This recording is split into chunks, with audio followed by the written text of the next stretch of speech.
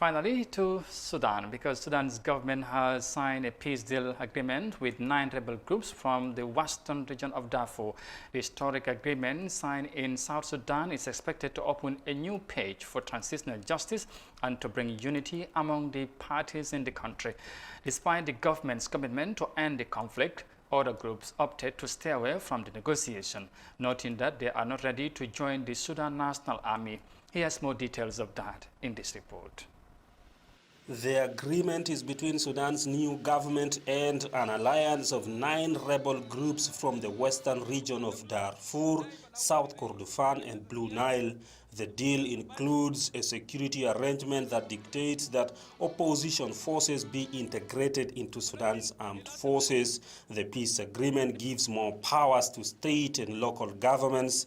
It also provides for a transitional justice and a return of people who fled their homes due to war and reparation. By signing the comprehensive peace agreement today, we will have turned the page on war forever. And I seize this historic moment to call upon the other opposition movements to join peace now and not tomorrow, and to forever renounce fighting. However, a faction of Sudan Liberation Movement led by Abdel Wahid Al-Nur and a group of the Sudan People's Liberation Movement North, headed by Abdelaziz Al-Hilu, have rejected the security arrangement and are not part of the deal. They say they don't want their armies integrated into Sudan armed forces at least for the next 20 years. Sudan's government says it will continue to engage the groups to reach a peaceful settlement.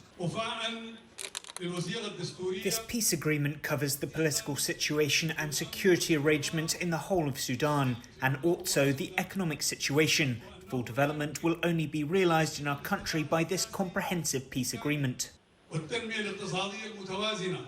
The rebel forces have been fighting against what they say was economic and political marginalization by the government of former President Omar al-Bashir. The opposition forces are largely from the non-Arab minority groups. Peace talks have been going on in South Sudan for a year. I would like to express my appreciation to the parties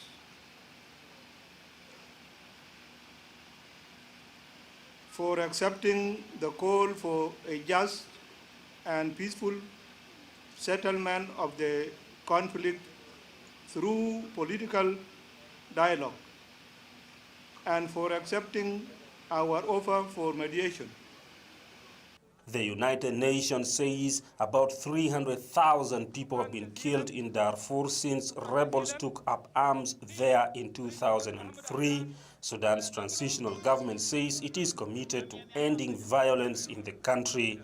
Previous peace deals, including one signed in Nigeria in 2006 and Qatar in 2010 during the time of former President Omar al-Bashir, failed to end civil wars, but the new deal signed in Juba is raising hope among many Sudanese people who say there is now a new government in Khartoum that they believe will implement the agreement.